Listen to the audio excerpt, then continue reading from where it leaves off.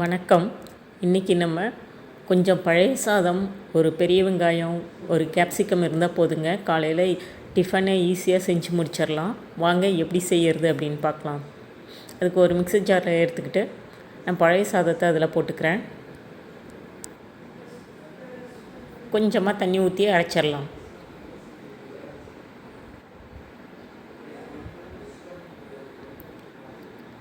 பார்த்திங்கன்னா அரைப்பட்டுருச்சு. இப்போ நான் இதில் தேவையான அளவு கோதுமை மாவு சேர்க்குறேன்.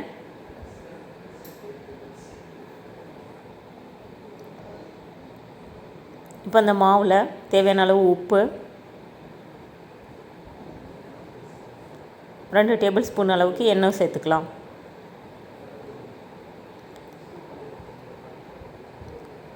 ஒரு 1/4 டம்ளர் மட்டும் தண்ணி ஊற்றலாங்க. ஏன்னா பழைய சாதத்தில் கொஞ்சம் ஈரப்பதம் இருக்கும்.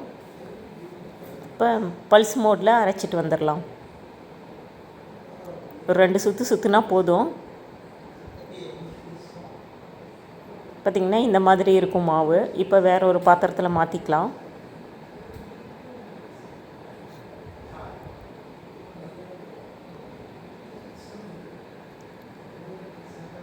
இப்போ மாவை இப்படி நல்லா பிசைஞ்சு விட்டுக்கலாம். ஏன்னா சாதத்தில் இருந்த ஈரப்பதம், மாவில் இருந்த ஈரப்பதம் எல்லாம் சேர்ந்து ஒன்றா பிசைஞ்சிக்கலாம். அதுக்கப்புறம் தேவைப்பட்ட இந்த மாதிரி தண்ணி தெளித்து நல்லா மாவு பிசைஞ்சிக்கலாம்.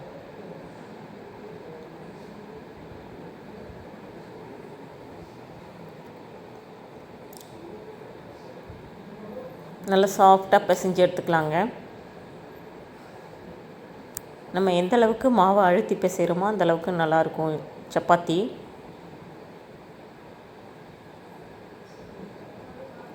இப்போ மேலே கொஞ்சம் ஆயில் அப்ளை பண்ணிவிட்டு மூடி வச்சிடலாம்.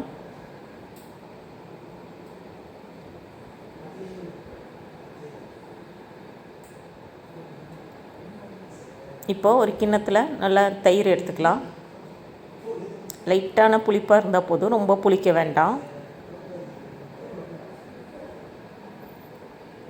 நல்லா இந்த மாதிரி கட்டிகள் இல்லாமல் அடித்து எடுத்துக்கலாம்.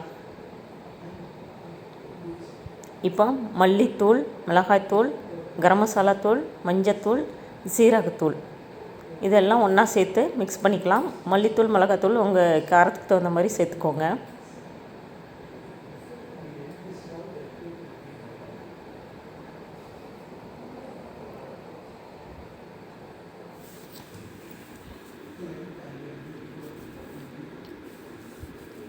தண்ணி தேவைப்பட்டால் கூட கொஞ்சம் லைட்டாக ஊற்றி கலந்துக்கலாம். இப்போ இதுக்கு தேவையான அளவு உப்பு போட்டுக்கலாம்.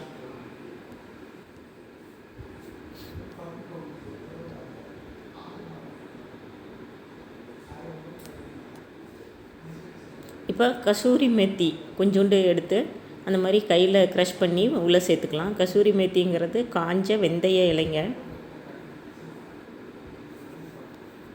அவ்வளோதான். இதை ஒரு பக்கம் மூடி வச்சிடலாம். இப்போ ஒரு வாணலி அடுப்பில் வச்சுட்டு தேவையான அளவு எண்ணெய் ஊற்றிக்கலாம்.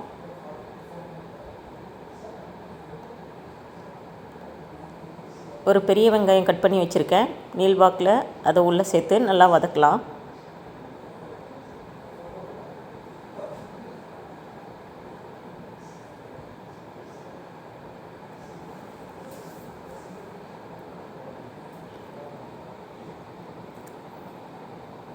இந்த மாதிரி கண்ணாடி பதம் வர வரைக்கும் நல்லா வதக்கிட்டு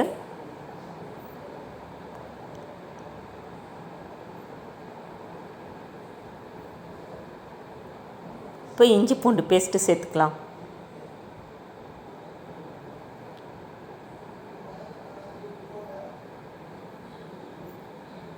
நல்லா பச்சை வாசனை போகட்டும்.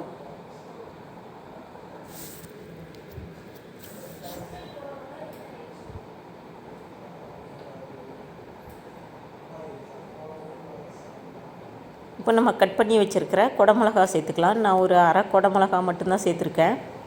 உங்களுக்கு தேவைப்பட்டால் நீங்கள் முழுசையும் கூட சேர்த்துக்கலாம்.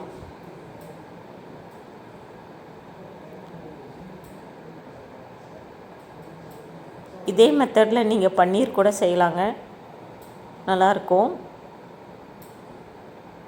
இப்போ சின்னதாக ஒரு தக்காளி நீள்வாக்கில் கட் பண்ணி வச்சுருக்கேன், அதையும் சேர்த்துக்கலாம்.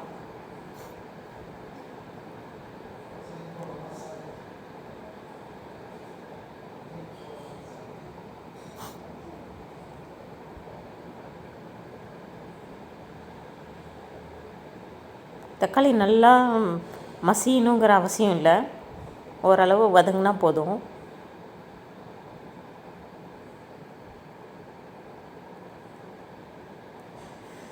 இப்போ கொஞ்சமாக பச்சை பட்டாணி எடுத்து வச்சுருக்கேன், அதையும் சேர்த்துக்கலாம்.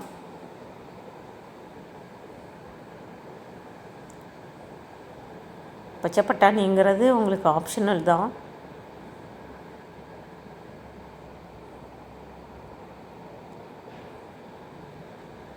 ஒரு 2 நிமிஷம் மூடி வச்சிடலாம்.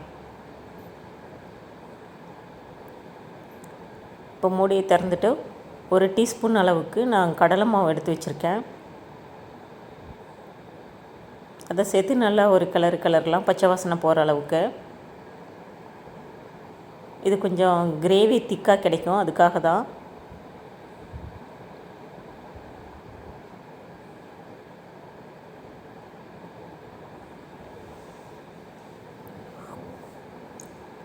இப்போ நம்ம கலக்கி வச்சுருந்த தயிர் மிக்சரை உள்ளே சேர்த்துக்கலாம்.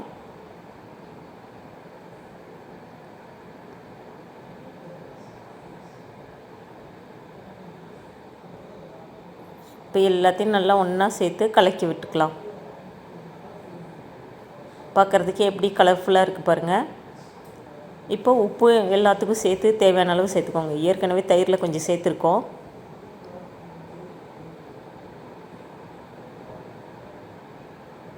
கிரேவி உங்களுக்கு எந்த அளவுக்கு திக்னஸ் வேணுமோ அந்த அளவுக்கு தண்ணி சேர்த்துக்கோங்க.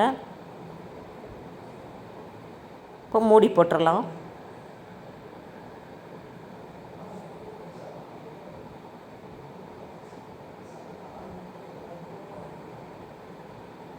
பாருங்கள், நல்லா கொதிச்சிருச்சு.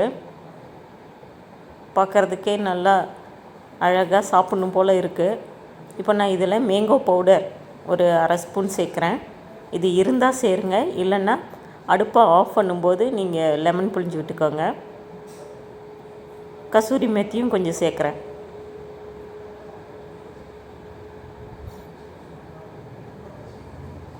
நல்லா கலக்கி விட்டுக்கலாம். மேங்கோ பவுடர் சேர்க்கும்போது அந்த லைட்டான புளிப்பு சுவையோடு இன்னும் நல்லா டேஸ்ட்டு நல்லாயிருக்கும், அதுக்காக தான்.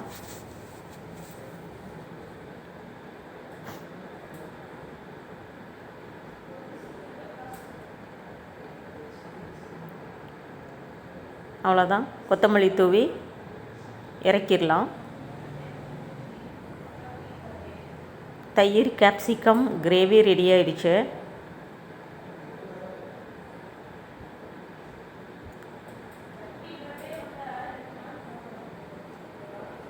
அவ்வளோதாங்க. இப்போ வாங்க நம்ம பிசைஞ்சு வச்ச மாவுலேருந்து சப்பாத்தியை செய்யலாம்.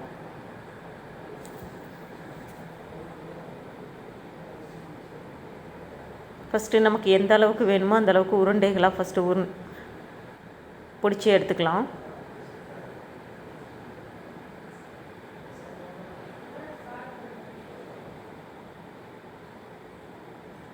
இப்போ இந்த மாதிரி ட்ரை மாவில் டிப் பண்ணிவிட்டு தேவையான சைஸில் நம்ம மாவை உருட்டி எடுத்துக்கலாம். பாருங்கள், ஸ்மூத்தாக ரெடி ஆயிடுச்சு.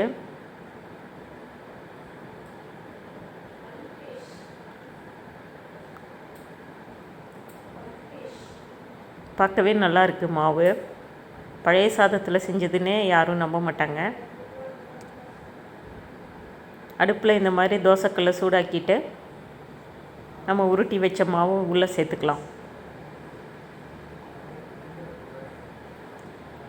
இப்படி கையாலேயே நீங்கள் திருப்பி விட்டாலும் திருப்பி விடலாம், இல்லைன்னா ஒரு சின்னதாக க்ளீனான ஒரு டவல் வச்சு அழுத்தி விட்டிங்கன்னா ஈஸியாக வெந்துடும் எல்லா பக்கமும்.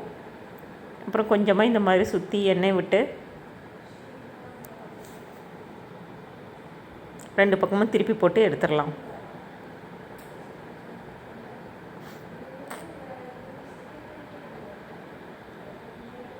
நம்ம நார்மலாக மாவில் சுடுற மாதிரியே தாங்க இருக்கும், அதை விடவே சாஃப்டாக இருக்கும். நம்ம பழைய சாதத்தை சேர்த்து செய்யும்போது.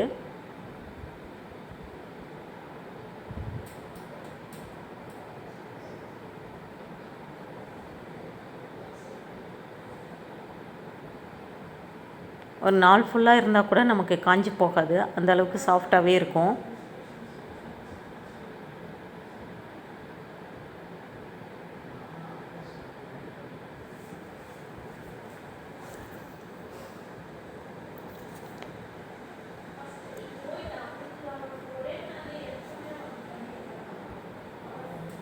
அதிகமாக எண்ணெய் போடணுங்கிற அவசியம் கூட இல்லைங்க.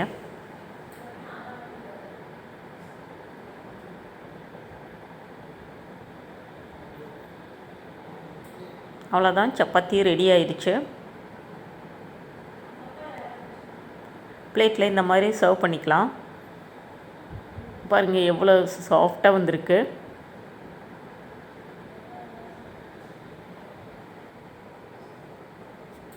இப்போ இந்த குழம்ப வச்சு நம்ம சாப்பிட்லாம். இந்த வீடியோ உங்களுக்கு பிடிச்சிருந்ததுன்னா லைக் பண்ணுங்கள், ஷேர் பண்ணுங்கள், சப்ஸ்கிரைப் பண்ணுங்கள். நீங்களும் இதே மாதிரி ட்ரை பண்ணி பார்த்துட்டு எப்படி வந்தது அப்படின்னு சொல்லுங்கள்.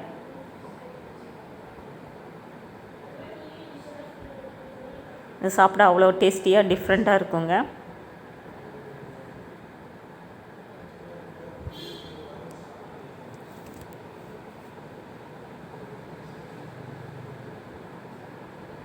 தேங்க்யூ.